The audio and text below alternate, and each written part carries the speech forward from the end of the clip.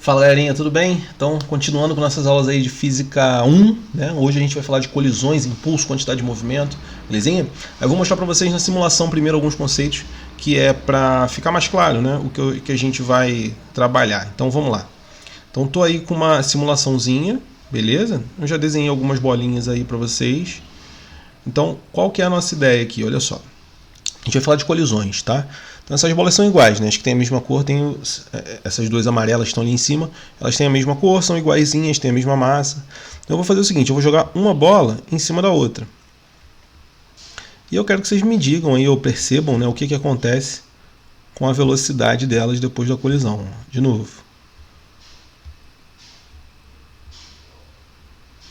Então, de novo, ó. Então não sei se vocês conseguem perceber, mas meio que parece, né, que uma bola transmite sua velocidade para outra, beleza? Então a gente vai estudar um pouco sobre isso, né? O que está sendo transmitido, porque não é só a velocidade, né? Isso acontece quando elas têm a mesma massa, mas se elas não fossem iguais, se elas tivessem massas diferentes, não ia ser exatamente a velocidade que ia ser transferida. Vou usar o exemplo de baixo. Essa bolinha aqui, ó, ela é, apesar de ter o mesmo tamanho, né, ela é mais leve do que essa outra, tá? Eu fiz de propósito para uma ficar mais pesada do que a outra. Então vocês vão ver, quando eu jogar essa bolinha em cima da outra, olha o que vai acontecer. As primeiras que estão se movimentando, agora eu vou fazer com a outra, ó. Repara que ela não transmitiu a velocidade, né? Ó. Como a outra é mais pesada, ela fica com uma velocidade bem menor do que a primeira. Então a massa também interfere nessa situação. É nisso que eu queria chegar para mostrar para vocês. Então aí a gente entra no que está sendo transmitido de verdade. O que é transmitido é uma grandeza chamada de quantidade de movimento, tá? E ela depende desses dois parâmetros, ela depende da massa e da velocidade.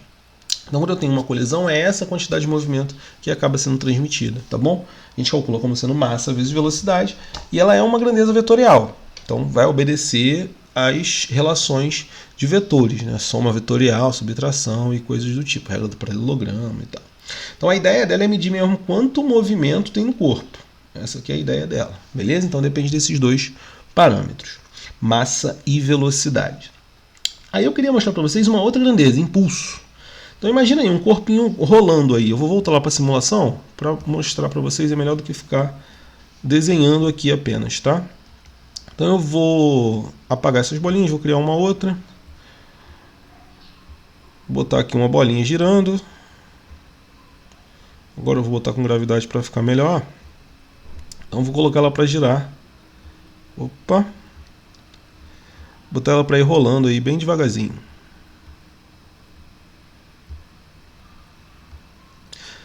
Imagina, galera, que eu vou chegar aqui, vou diminuir o zoom para vocês conseguirem ver.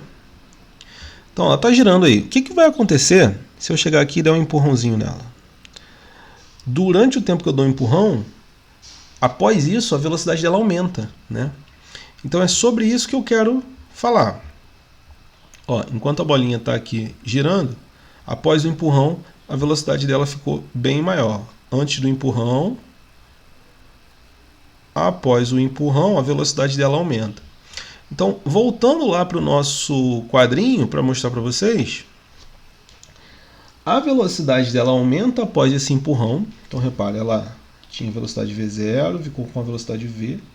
E a gente pode analisar isso usando a lei de Newton. Eu posso falar que a força que eu fiz é a massa vezes a aceleração. A aceleração eu posso transformar em aceleração aqui, ó, média, ΔV sobre ΔT. E fazendo a distributiva, né? Isso fica mais ou menos assim, ó. Esse tempo passa para lá multiplicando e mv0 vai ficar desse jeito. Então eu queria analisar essa relação. Ó. O que é mv? mv é a quantidade de movimento. mv0 é a quantidade de movimento antes do empurrão. Então repara, aqui eu tenho uma mudança na quantidade de movimento, a diferença, a variação, é aquele delta que a gente chama quando está lá na física, beleza? Então repara, o que dá a mudança é esse coeficiente aqui, ó, força vezes tempo. Então isso a gente vai chamar de impulso. Impulso é o cara que é responsável por modificar a quantidade de movimento de um corpo, tá?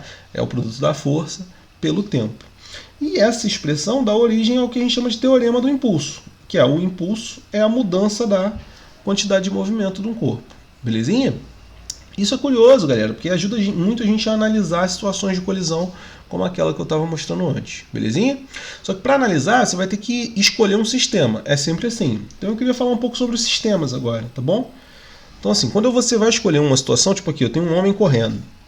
Eu desenhei todas as forças que atuam nesse cara. Se eu escolher o homem como meu sistema, né, esse sistema ele vai ser isolado ou não, dependendo das forças que atuam nele.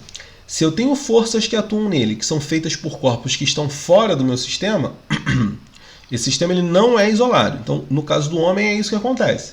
Aqui eu tenho a normal, não é ele que faz, a FAT vem de fora, o atrito com ar vem de fora, o peso vem de fora. Todas essas forças são feitas por pessoas que estão fora do sistema. Pessoas não, né? Por corpos que estão fora do sistema. Desculpa. Então, repara, o homem aqui não é um sistema isolado. Agora eu vou dar um exemplo de sistema isolado para vocês lá no programinha, tá bom? Olha para cá. Deixa eu voltar um pouquinho mais. Eu tenho uma bolinha girando bem devagar.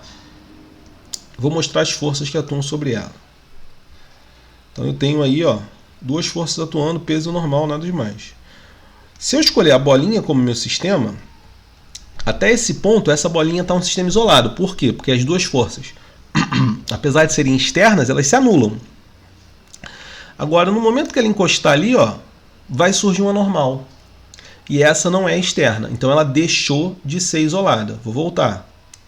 Ó, no momento que encosta, surge uma força normal que faz o sistema não ser mais isolado. Belezinha?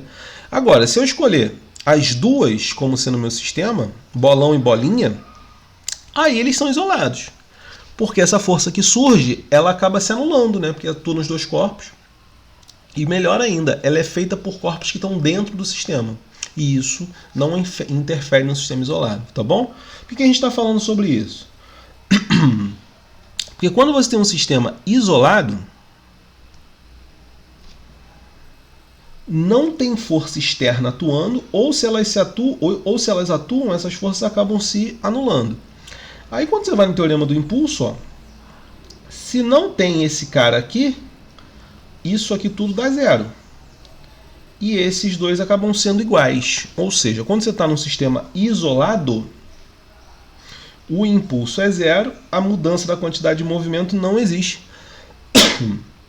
E acaba acarretando que a quantidade de movimento do sistema ela é constante. A inicial ela é igual à final.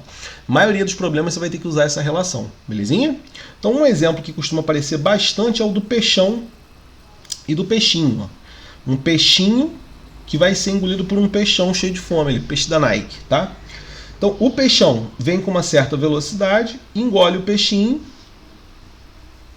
depois fica mais gordinho e continua nadando com uma outra velocidade, já que ele ficou mais pesado, beleza? Então qual é a ideia aqui? Se você escolher só o peixinho como sendo o seu sistema, ele não está isolado. Porque o peixão vai encostar nele, vai interagir com ele, o peixão está de fora. Se você escolher só o peixão, ele também não está isolado, porque ele vai interagir com o peixinho.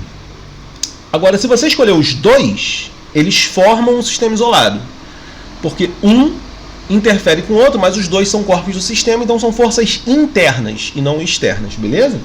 Então, olhando para o meu sistema sendo os dois, é isolado, e eu posso falar que a quantidade de movimento inicial é igual à quantidade de movimento final. Então, seria equivalente a falar, ó, a quantidade de movimento do peixão mais a do peixinho antes de ser da refeição ali, né? Tem que ser igual à quantidade de movimento final do peixão. Peixão grandão com a massa maior, né? Então você faria MV aqui, MV aqui, MV aqui. A diferença é que aqui, ó, como ele engoliu o peixão, ou desculpa, o peixinho, né?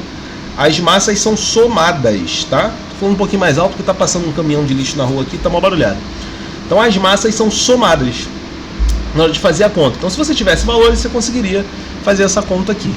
Esse tipo de questão é de longe o que mais aparece quando a gente fala de quantidade de movimentos. Vocês vão ver que no ED vai aparecer bastante, tá bom, galera? Então com isso, vocês já vão conseguir fazer lá os exercícios com certeza. Uma coisa tirar dúvida lá no chatzinho, no ao vivo, belezinha? Valeu, galera, beijão e até a próxima.